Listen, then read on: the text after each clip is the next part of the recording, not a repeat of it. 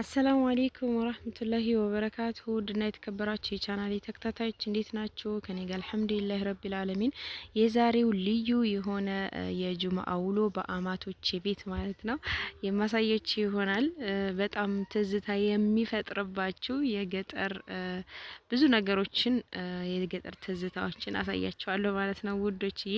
ቪዲዮውን እስከ መጨረሻ ተከታትላችሁ ላይክ፣ ሼር፣ ሰብስክራይብ ማድረጋችሁን አትርሱ። እንደምትዝናኑበት ተስፋ አደርጋለሁኝ። ልጆቼ ያው አከየ እያሉ በጥብጠውኝ ነበረ።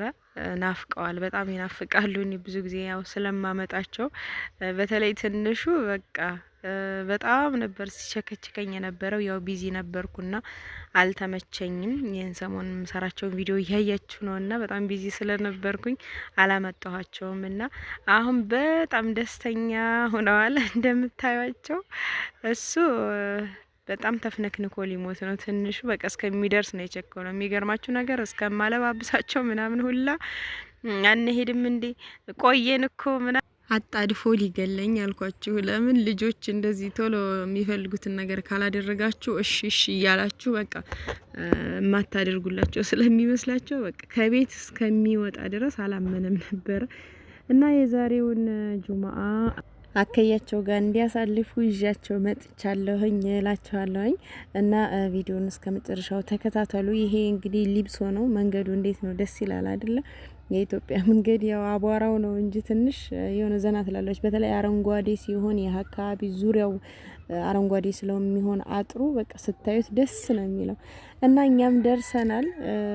የምታዩት እዛ ገፊት ለፊት ነው ቤቱ። እኔ ወደ ኋላ ብዙ ጊዜ ማለት ነው ህፃን ነው እያልኩኝ ወደ ኋላ ቀረት እያልኩኝ እንዲያልፍ አድርገዋለሁኝ። እስኪ አልፎት ይሄዳል ቤቱን ወይስ እንዴት ነው ላል፣ ግን ቀጥታ ነው የሚገባው። ሱብሃንአላህ። እና በአሁኑ ሰዓት የሚታለል ልጅ የለም እንዳታስቡት። እና ያው ደርሰናል ውዶችዬ። በዛው መንገዱን ላሳያችሁ ብዬ ነው። ጧት ረፋዱ አካባቢ ላይ ነው። ያው ቤት ከገባን በኋላ እንግዲህ የምሳ መስራት ስራ እንሰራለን። እንደምታዩት እዚህ ጋር ጎመን ልሰራ ነው። ያው ቀለል ያለ ነገር እንስራ ብለን ተመካከርንና ስራ ጀምረናል። ያው እንጀራም ጋገር አለ እና በዚሁ አጋጣሚ የገጠር ትውስታዎችን የማሳያቸው ይሆናል። አንዳንድ ነገሮችን እንደምታዩት ጎመን የሀበሻ ጎመን ማለት ነው። ያው ግን እንትን ወጥ አይደለም የምሰራው፣ ጥብስ ነው የምጠብሰው። አሳያችኋለሁኝ። እና እዚህ ጋር ጎመኑን በደንብ አጥቤ እንትን ለዋለሁ። ውሃው የምታዩት ይውስኪን እንደመሰለ ቁሽሽ ነው የሚለው። ሁለተኛው ነው እንደውም አሁን ሁለት ጊዜ ደግሞና ይበቃዋል። ከዛ እዚህ ጋር ደግሞ እንጀራ እየተጋገረ ነው። አይቴ ጋ ነው እንግዲህ ዛሬ ምሳ የምንሰራው ውዶችዬ። እና ይህንን ይመስላል። እስኪ የገጠር ኩሽና ደግሞ ምን እንደምትመስል እንዴት በቃ እንደሚያሰማምሯት እንደሚያበጃጇት አሳያችኋለሁኝ። በዚሁ አጋጣሚ የሮመዳን አስቤዛ ማዘዝ የምትፈልጉ ካላችሁ ቁጥሬን ኮሜንት መጀመሪያ ላይ አስቀምጥላችኋለሁኝ። ማዘዝ ትችላላችሁ። የትም ቦታ ስላችሁ ሰሜን ወሎ፣ ደቡብ ወሎ፣ እኔ ያለሁት ሰሜን ወሎ ነው እና ብዙ ጊዜ የትነሽ ትላላችሁ። ሰሜን ወሎ የውርጌሳ ልጅ ነኝ እኔ። ብዙ ጊዜ ነው የምናገረው በነገራችን ላይ እና ግን የፈለጋችሁበት ቦታ ይደርስላችኋል ማለት ነው ውዶቼ። ከናንተ የሚጠበቀው ማዘዝ ብቻ ነው። ከዛ እዚህ ጋር እንደምታዩት ሽንኩርት ከትፌ እሳት አያይዣለሁኝ።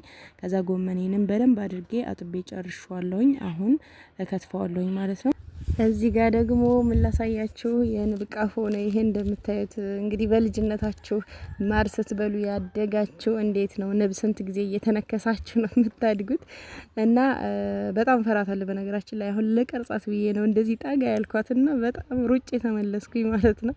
እና ይሄም አንድ ትውስታ ነው። በማር ያደጋችሁ ልጆች ካላችሁ በገጠር ብዙ ጊዜ ያው የንብ ቀፎ ሞልቷል፣ ወተት ሞልቷል፣ እርጎ ምናምን እና እነዚህን ሁሉ ስታስታውሱ የአረብ ሀገር ሩዝ እንዴት ነው የሚበላችሁ ሲባል ያው እና እዚህ ጋር ጎመኔን አስገብቻለሁኝ። ከዛ በደንብ ይበስላል። እሳት ያው እንጨት ችግር የለም ታውቃላችሁ፣ ገጠርና እሳቱ በዝቶበታል። ይችና ደግሞ ምን መሰለቻችሁ የወግዶ ማውጫ ናት። አታምርም? በጣም ነው የምታምረው። እንግዲህ እናቶቻችሁ እንደዚህ የሚሰሩ ከሆነ አይታችሁ ከሆነ በልጅነታችሁ እና በጣም አሪፍ ትዝታ ነው። ገጠር በጭቃ ራሱ እንደዚህ እንትን ይሰራ ነበረ።